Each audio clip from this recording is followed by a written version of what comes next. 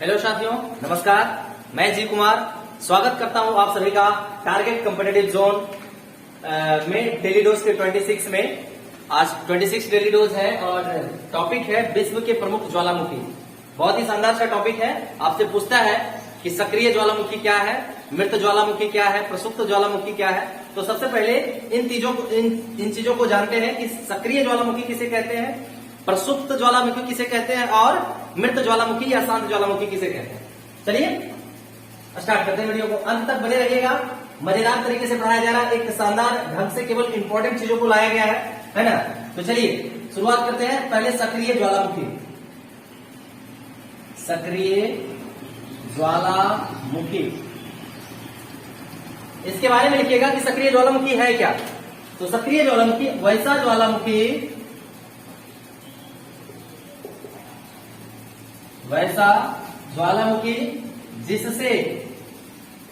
जिससे वर्तमान समय में लगातार उद्गार हो रहा हो,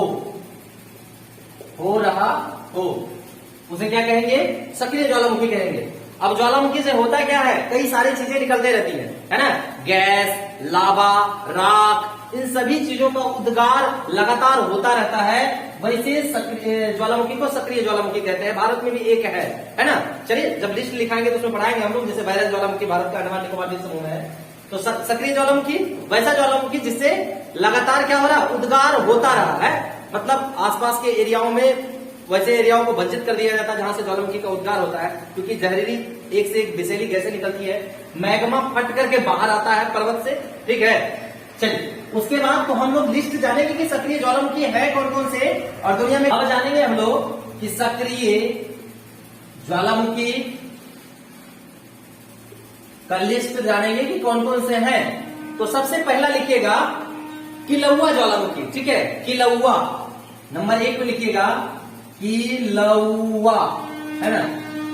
अब है जैसे किलौआ, तो किलौआ ज्वालामुखी आपको कहां मिलेगा, ये मिलेगा हवाई द्वीप में। कहां मिलेगा, हवाई द्वीप, एक आइलैंड है वहां पे। तो ये आइलैंड है कहां, किसके अंतर्गत ये आता है, ये अमेरिका के अंतर्गत आता है, ठीक है। अमेरिका, कुछ जो है इंपोर्टेंट उसको लिखा है। अमेरिका में पड़ता है हवाई द्वीप। ये हवाई द्वीप में है आपका किलौआ ज्वालामुखी, जो एक सक्रिय ज्वालामुखी, अभी भी इससे उद्गार होता रहा है। आप इसको गूगल पे सर्च कीजिएगा, देखिएगा तो किलौआ ज्वालामुखी से अभी भी क्या हो रहा है, लाख रावा निकल रहा है बाहर से। चलिए उसके बाद आप दूसरा लिखिएगा, दूसरा है लिखिए माउंट कैटोपैक्सी। क्या लिखिएगा, माउंट कैटोपैक्सी।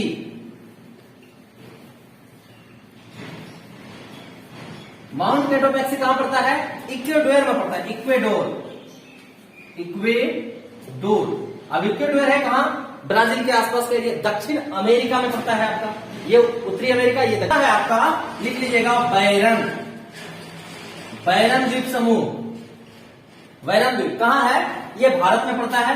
और ये है आपका अंडमान निकोबार द्वीप समूह में। अंडमान निकोबार भारत का है ना, अंडमान निकोबार द्वीप समूह भारत का है ना, केंद्र शासित प्रदेश निकोबार। यहां पे है आपका बैरन द्वीप, ये सक्रिय है। यहां भी क्या हो रहा है, उद्गार हो रहा है अभी भी। चलिए चौथा लिखिएगा, उसके बाद लिखेंगे चौथा Ojos del Salado. Ojos del Salado, Ojos del Salado, ये भी एक ज्वालामुखी है। और ये आपका कहां पड़ता है, अर्जेंटीना और चिली की सीमा पर, है ना। लिखिएगा अर्जेंटीना एवं चिली, अर्जेंटीना एवं चिली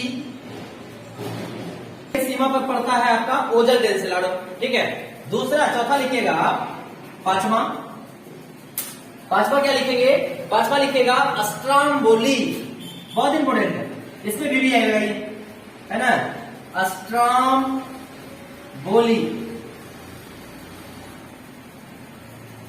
ज्वालामुखी कहां है, आपका पड़ता है लेपाड़ी द्वीप में, ठीक है। लेपाड़ी द्वीप, लेपाड़ी अस्ट्रामबोली ज्वालामुखी कहाँ है?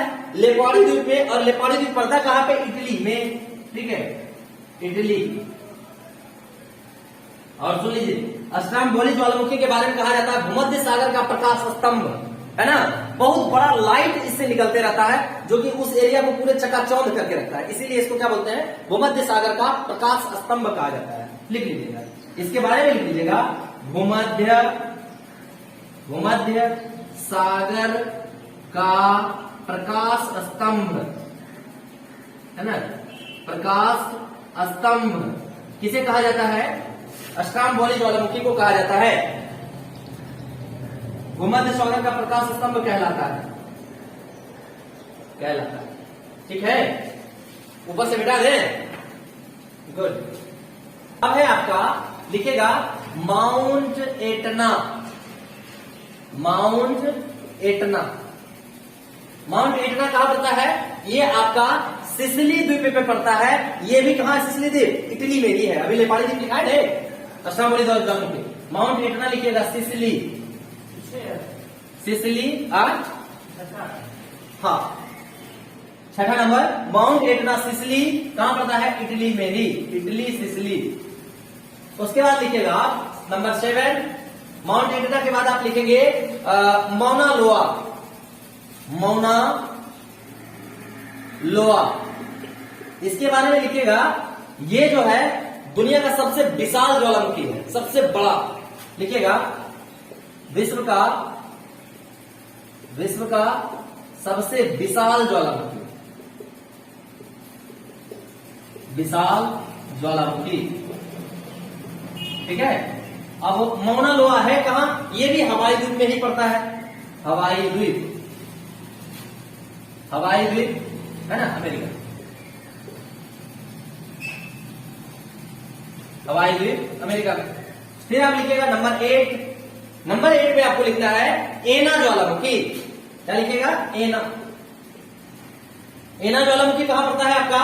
एना पड़ेगा इंडोनेशिया में, ठीक है। इंडोनेशिया में भी कई सारे द्वीप हैं, लेकिन ये सक्रिय ज्वालामुखी में से एक है, इंडोनेशिया, इंडोनेशिया में पड़ता है। फिर आप लिखिएगा नंबर 8 में, नंबर 9 में, नंबर 9 में लिखिएगा माउंट उंजे, माउंट उंजे, ठीक है। माउंट उंजे कहां है आपका?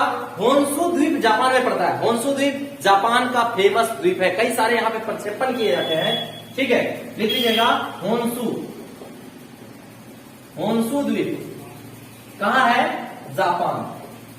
और जापान के आसपास के एरिया में कई सारे ज्वालामुखी हैं, है ना। जितने भी ज्वालामुखी प्रशांत महासागर, रिंग्स ऑफ फायर नाम सुने हैं ना, रिंग्स ऑफ फायर का। तो रिंग्स ऑफ फायर इसलिए वहां पे कहते हैं क्योंकि वहां पे फायर हमेशा दिखते रहता है, आग दिखते रहता है। अगर मतलब ऊपर से अंधेरे में रात्रि में लिया जाए, ऊपर से मतलब सैटेलाइट से कोई सीन लिया जाए, तो पता चलेगा कि ये एरिया में इतना आग काहे लगा हुआ है। तो आग नहीं है, छोटे छोटे कई सारे ज्वालामुखी दिखते रहते हैं जापान के आसपास के एरिया में, क्योंकि प्रशांत महासागर के आसपास का एरिया है वो रिंग्स ऑफ फायर कहलाता है, जहां पे बहुत सारे छोटे छोटे ज्वालामुखी उद्गार होते रहते हैं। तो ये होन्शु द्वीप जापान में पड़ता है, माउंट उंजे। एक नंबर 10 लिख लीजिएगा। उसके बाद लिखिएगा माउंट कैमरून, माउंट कैमरून। तो ये जो माउंट कैमरून है ना, इसके बारे में लिखिएगा कि दक्षिण मतलब अफ्रीका का एकमात्र ऐसा ज्वालामुखी जो सक्रिय है। लिखिएगा अफ्रीका का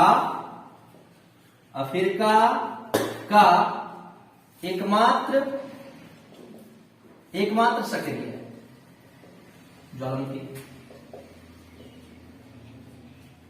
ठीक है। इसके बारे में अब माउंट कैमरून है कहां? तो माउंट कैमरून पड़ता है मोनार्क, कैमरून में। कैमरून एक देश है, कहां का? अफ्रीका का, अफ्रीकन कंट्री है ये। लिखिएगा मोनार्क कैमरून, कैमरून से कैमरून ही याद रख लीजिएगा, नाम भी है इसका माउंट कैमरून, तो कैमरून में पड़ता है। ये मिटा दें, सक्रिय ज्वालामुखी आपका खत्म है। और बहुत सारे हैं, लेकिन जो इंपोर्टेंट था मैंने उसको लिखा दिया, और 10 लिखाया, काफी है इतना। इससे ज्यादा आपसे बाहर से मतलब इससे ज्यादा इसके बाहर से आपसे पूछने वाला है। चलिए मिटा दें।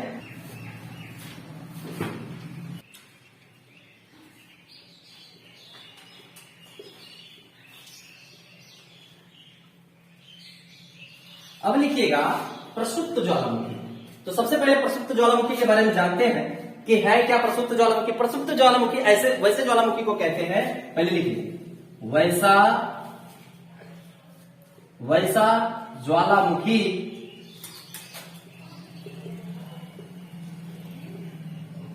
ज्वालामुखी जिससे लंबे समय से कोई उद्गार नहीं हुआ हो, लेकिन भविष्य में होने की संभावना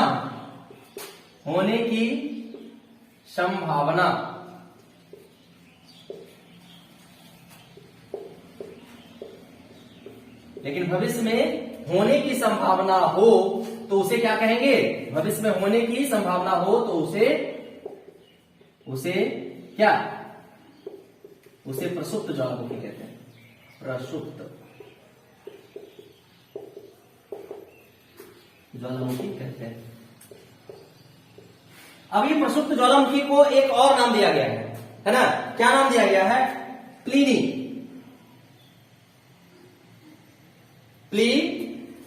इसका नाम है आपका प्लिनियन ज्वालामुखी। प्लिनियन ज्वालामुखी से क्यों कहते हैं? कहीं कहीं मिल जाएगा आपको देखने को। इसलिए कहते हैं क्योंकि प्लिनी के द्वारा ही सबसे पहले प्लिनी एक बहुत बड़े खगोलविद थे दुनिया के, बहुत प्राचीन। तो प्लिनी के द्वारा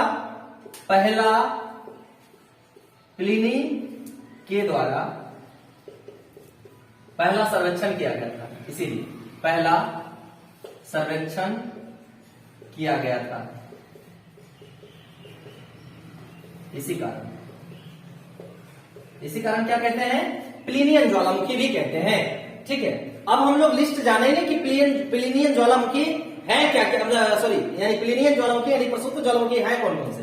तो पहला लिखिएगा नंबर 1 वेसुवियस ज्वालामुखी पूछता है, इसमें भी स्टार लगा लीजिएगा। वेसुवियस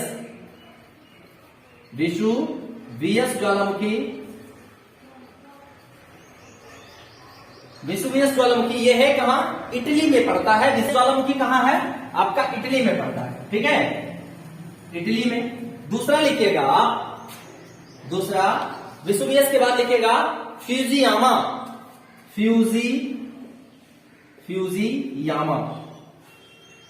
फ्यूजियामा ये कहां पड़ता है? आपका जापान में पड़ता है। फ्यूजियामा कहां है? जापान। ठीक है, फ्यूजियामा कहां है?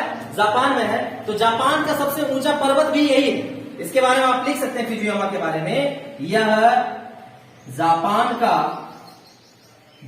का सबसे ऊंचा पर्वत है।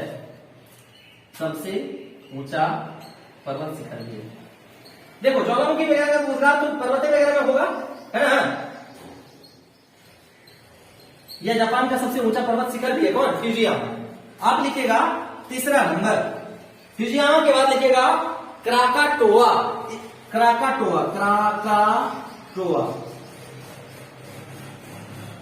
क्राकाटोआ लिखिएगा। तो क्राकाटोआ कहां है आपका? ये इंडोनेशिया में पड़ता है। अब इसके बारे में भी क्या है कि अभी ये इंपोर्टेंट है, ये करंट में है। इंडोनेशिया। अब इंडोनेशिया में सर फेमस क्यों है? इसलिए फेमस है क्योंकि करंट में पूछ सकता है कि हाल में बताइए कौन से प्रसुप्त ज्वालामुखी में उद्गार हो गया। लंबे समय से उद्गार नहीं हो रहा था लेकिन अभी अचानक हो गया। ये क्राकाटोआ में अभी हुआ था इंडोनेशिया में। ठीक है, इसलिए चर्चा में। फिर अगला लिखिएगा क्राकाटोआ के बाद लिखिएगा नारकोंडम। एक लिखिएगा नारकोंडम। ये भी आपका भारत में पड़ता है। भारत में कहा? अंडमान निकोबार द्वीप समूह। एक ही जगह है, ये अंडमान निकोबार। ये भी क्या है? प्रसुप्त है। लंबे समय से इसमें उद्गार नहीं हुआ, लेकिन बैरन जो है वो सक्रिय ज्वालामुखी है, वहां पे उद्गार होता रहता है अभी भी। ठीक है, इसको मिटा दें ऊपर से। गुड हो गया। अब लिखिएगा शांत ज्वालामुखी या मृत ज्वालामुखी। शांत या मृत ज्वालामुखी। तो ये मृत ज्वालामुखी वैसे ज्वालामुखी को कहते हैं जहां से उद्गार भविष्य में भी होने की कोई संभावना नहीं है, खत्म हो चुका है ना। वैसा ज्वालामुखी लिख लीजिएगा, वैसा ज्वालामुखी, वैसा ज्वालामुखी जहां से भविष्य में भी कोई उद्गार होने की संभावना नहीं हो, भविष्य में कोई भी उद्गार होने की संभावना नहीं हो,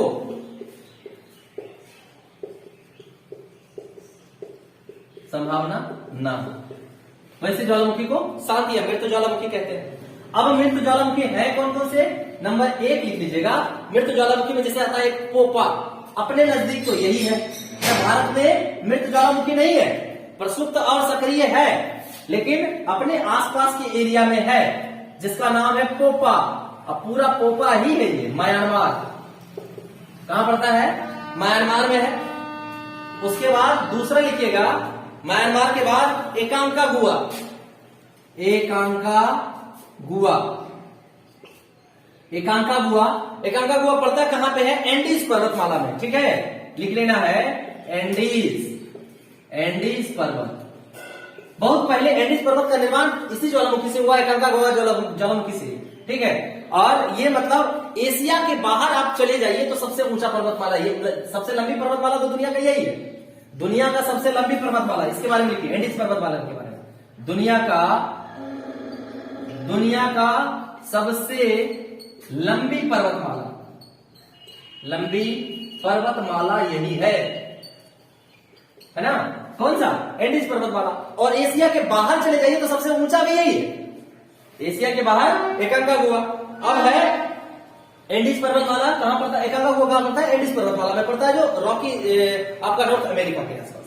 फिर आप चले जाइएगा दक्षिण अफ्रीका, सॉरी, तीसरा लिखिएगा आप है किलिमंजारो, ठीक है, किलिमंजारो, किलिमंजारो लिखिए, किलिमंजारो। तो किलिमंजारो पड़ता कहां पे है? तंजानिया में पड़ता है, ठीक है, तंजानिया। किलिमंजारो कहां है? तंजानिया में है। अब तंजानिया कहां पड़ता है? अफ्रीका में, तंजानिया अफ्रीका, लिख लीजिएगा। अफ्रीका की सबसे ऊंची चोटी यही है, किलिमंजारो। अफ्रीका की सबसे ऊंची चोटी है ना। अफ्रीका की सबसे ऊंची चोटी कौन सी है? किलिमंजारो है। अफ्रीका का एकमात्र सक्रिय ज्वालामुखी मैंने आपको पढ़ाया माउंट कैमरू। अफ्रीका की सबसे ऊंची चोटी कौन सी? किलिमंजारो। ये कहां पड़ता है? तंजानिया में पड़ता है। उसके बाद आप लिखिएगा नंबर 4 कोह सुल्तान। ओके हुए क्या? नहीं ना, कोह सुल्तान या देवबंद, है ना, देवबंद। ये दो है, एक कोह सुल्तान है और एक देवबंद है। सुल्तान वगैरह से नाम याद आ रहा होगा, ईरान में पड़ता है ये, ठीक है। कहां पड़ता है? ईरान में। ये कोह सुल्तान और देवबंद, ये दो ज्वालामुखी जो है कहां पे? खत्म हो चुका। मृत ज्वालामुखी मतलब उसमें भविष्य में कोई उद्गार होने की संभावना नहीं है, कोई लाख, कोई लावा, कोई रात आपका गैसेस नहीं निकलेगा इससे, है ना। उसके बाद आपका नंबर 5 एक लिख लीजिएगा, चिम्बोराजो। क्या लिखेगा? Chimborazo, Chimborazo. चिम्बोराजो ज्वालामुखी कहां है? चिम्बोराजो जो ज्वालामुखी पड़ेगा आपका इक्वाडोर में, इक्वाडोर में पड़ता है। कहां? इक्वाडोर कहां? दक्षिण अमेरिका, ठीक है, इक्वाडोर दक्षिण अमेरिका, इक्वाडोर दक्षिण अमेरिका, ठीक है। ये हो गई प्रसुप्त ज्वालामुखी भी खत्म। चलिए अब जो है आपको हम मैप के जरिए समझाते हैं कि मैप में कहां कहां ये ज्वालामुखी है, ठीक है। चलिए अब हम लोग बारी बारी से देखते हैं कि सक्रिय ज्वालामुखी, प्रसुप्त ज्वालामुखी और शांत ज्वालामुखी मैप में कहां कहां स्थित है, कौन कौन से महादेश में।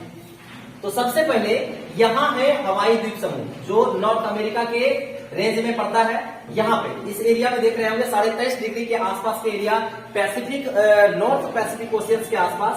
तो यहां पे एक है हवाई द्वीप समूह, जहां पे, तो यहां पे 3 ज्वालामुखी। एक है आपका किलौआ, जो सक्रिय ज्वालामुखी, अभी कुछ दिन पहले इसमें उद्गार हुआ था, ये किलौआ पड़ता है हवाई द्वीप पे, ठीक है। उसके बाद आप है मोनालोआ। मोनालोआ भी मैंने आपको लिखा है हवाई द्वीप समूह, ये दुनिया का सबसे विशाल ज्वालामुखी में से एक है। जो हवाई द्वीप समूह में ही पड़ता है। हवाई द्वीप में क्या क्या पढ़ा है मैंने आपको, मौना लोआ, किलौआ, ये एक द्वीप समूह है, छोटे छोटे लैंड मिलकर के बना हुआ है जो नॉर्थ अमेरिका के रेंज में आता है। ये देखिए पूरा नॉर्थ अमेरिका है, ये आपका पूरा साउथ अमेरिका है, ये आपका अफ्रीका पड़ता है, ये पूरा रीजन, और ये जो छोटा छोटा देश मिला करके ये इस आसपास का एरिया पड़ा, ये यूरोप है। और इतना बड़ा जो सबसे बड़ा एरिया जो नजर आ रहा है आपको, ये है आपका एशिया और ये है आपका ऑस्ट्रेलिया। तो एशिया महादेश में बहुत कम आपको मिलेंगे, लेकिन इन सब रीजन में बहुत सारे ज्यादा ज्वालामुखी में है, जैसे हवाई द्वीप हो गया, दक्षिण अफ्रीका। जो तटीय एरिया होता है ना, वहां का भूमि थोड़ा सा लेयर नीचे होता है, कमजोर होता है, इस कारण से उस एरिया में ज्वालामुखी का उद्गार होने की संभावना ज्यादा रहती है। तो प्रशांत महासागर का एरिया आपको रिंग्स ऑफ फायर में बताया गया। तो यहाँ पे आपका क्या क्या पढ़ना है, किलौआ है, मौना लोआ है, 2 है। अब ये जो एरिया आपको दिख रहा है, देखिए चिम्बोराजो मैंने पढ़ाया था, चिम्बोराजो सबसे लास्ट में शांत ज्वालामुखी जो दक्षिण अमेरिका में पड़ता है। ठीक है, देखिए ये दक्षिण अमेरिका का तटीय एरिया है, ये आपका एंडीज पर्वतमाला, देखिए रेड कलर का जो दिख रहा है ये पूरा एंडीज पर्वतमाला है। और एंडीज पर्वतमाला के अंतर्गत जो है कई सारे ज्वालामुखी आते हैं, जैसे यहाँ चिम्बोराजो दिख रहा है, आपका एकांकागुआ देखिए ये दिख रहा है, माउंट एकांकागुआ। माउंट एकांकागुआ दक्षिण अमेरिका की सबसे ऊंची चोटी है। ठीक है, फिर आपको यहाँ पे एक दिख रहा होगा, चिली और अर्जेंटीना की सीमा पर मैंने एक लिखाया था, कौन सा ज्वालामुखी, ओजस डेल सेलाडो लिखा है ना, ओजस डेल सेलाडो जो सक्रिय ज्वालामुखी है। चिली यहाँ पे देखिए, चिली बिल्कुल मिर्च जैसा ही इसका आकार भी है चिली का, इसीलिए चिली बोलते हैं। और वहीं पे है अर्जेंटीना, तो चिली और अर्जेंटीना के आसपास के एरिया में एक ज्वालामुखी है जो सक्रिय ज्वालामुखी है, उसका नाम है ओजस डेल सेलाडो। ठीक है, एकांकागुआ ये भी आपको मैंने पढ़ाया। एकांकागुआ कौन किस प्रकार का ज्वालामुखी को बताएंगे, तो ये शांत ज्वालामुखी है ना, ये शांत ज्वालामुखी दक्षिण अमेरिका पड़ता है। चिम्बोराजो भी क्या है, शांत ज्वालामुखी में से एक है। अब आइए इधर, तो यहाँ पे मैंने एक पढ़ाया मोनार्क ज्वालामुखी, मोनार्क में माउंट कैमरून। माउंट कैमरून जो पढ़ाई है दक्षिण अफ्रीका का एकमात्र सक्रिय ज्वालामुखी में से एक है, माउंट कैमरून जो मोनार्क में पड़ता है। ठीक है, अब एक मैंने आपको पढ़ाया किलिमंजारो, तो किलिमंजारो मैंने आपको पढ़ाया होगा शांत ज्वालामुखी में, अभी थोड़ा देर पहले उलट उलट के आप देख सकते हैं। किलिमंजारो मैंने पढ़ाया शांत ज्वालामुखी में, जो दक्षिण अफ्रीका की सबसे ऊंची चोटी भी है। देखिए यहाँ पे है किलिमंजारो, जो तट पे पड़ता है, अटला आपका इंडियन ओशियन के तट पे पड़ता है, दक्षिण अफ्रीका का आपका पश्चिमी एरिया। ठीक है, पूर्वी एरिया, तो ये आपका किलिमंजारो यहाँ पे। उसके बाद मैंने 2 को ईरान में पढ़ाया। ईरान में कौन कौन सा पढ़ाया, को सुल्तान और एक देवबंद। देखिए यहाँ पे आपका ईरान है, ईरान की प्लेटूज है, तो इसी एरिया में 2 को आपको यहाँ दिख रहा होगा रेड जैसा कलर का, क्योंकि ईरान वगैरह में मरुस्थल वगैरह से भी है, थोड़ा सा तेलीय एरिया है ना। तो यहाँ पे 2 आपका मिलेगा रेंज, ये है आपका देवबंद और को सुल्तान। फिर आप आगे बढ़ेंगे तो इंडोनेशिया में मैंने पढ़ाया जावा और सुमात्रा के आसपास का एक, अभी हाल ही में क्राकाटोआ ज्वालामुखी है। तो ज्वालामुखी ये देखिए, सुमात्रा एक जावा है, दोनों द्वीप समूह है। तो वहीं पे आपका इंडोनेशिया की राजधानी भी पड़ती है जकार्ता, जावा द्वीप पर। तो इसके बीच में एक है आपका ज्वालामुखी जिसका नाम है क्राकाटोआ, जो कैसा ज्वालामुखी है, प्रसुप्त ज्वालामुखी है, जिसमें कि अभी अभी हाल में क्या हो गया है, उद्गार हो गया है। आपका अंडमान निकोबार द्वीप समूह, ये देखिए आपका रेंज है, बंगाल की खाड़ी के नीचे जाइएगा नीचे आपका, तो यहाँ पे मिलेगा तमिलनाडु के जस्ट पूर्वी एरिया में आपका अंडमान निकोबार द्वीप समूह। यहाँ पे 2 ज्वालामुखी है, एक आपका बैरल ज्वालामुखी जो सक्रिय ज्वालामुखी में से एक है, और एक है नारकोंडम जो शांत ज्वालामुखी है। प्रसुप्त ज्वालामुखी भारत में नहीं पाया जाता है। फिर आप चले जाइए जापान। जापान को जो एरिया है, ये प्रशांत महासागर का एरिया, ये यहाँ पे रिंग्स ऑफ फायर है, और इस एरिया में बहुत सारे ज्वालामुखी हैं छोटे छोटे। लेकिन जो मैंने आपको इंपोर्टेंट लिखाया वंशु द्वीप पे, तो एक लिखाया आपको mount Etna, sorry mount Etna तो इटली में है, आपको लिखाया मैंने वंशु द्वीप पे माउंट उंजे लिखा है ना, जो सक्रिय ज्वालामुखी में से एक है, देखिए यहाँ पे है। फिर आपको एक लिखाया जापान में आपका फ्यूजियामा, जो जापान की सबसे ऊंची चोटी भी है। जापान देखिए आपका ये है, यहीं पे है आपका फ्यूजियामा, देखिए लिखा हुआ भी है। ठीक है, तो ये 2 आपको ज्वालामुखी मोस्ट इंपोर्टेंट, वहां पे एक फ्यूजियामा, एक आपका वंशु द्वीप पे क्या पढ़ाया मैंने आपको, एक फ्यूजियामा और एक माउंट उंजे, 2 यहाँ पे आपको मिलेंगे जापान में। तो इस तरह से मैंने आपको कई सारे ज्वालामुखी को मैप में भी बना के दिखाया और इधर भी दिखाया। चलिए, वीडियो अच्छा लगा हो तो लाइक कीजिएगा, शेयर कीजिएगा। अभी तक चैनल को सब्सक्राइब नहीं किया है तो प्लीज सब्सक्राइब कर ले, क्योंकि मैं लेकर के आता हूं स्टैटिक जीके का एक बहुत ही महत्वपूर्ण टॉपिक एवरीडे डेली डोज के रूप में। तो ये था आपका डेली डोज 26।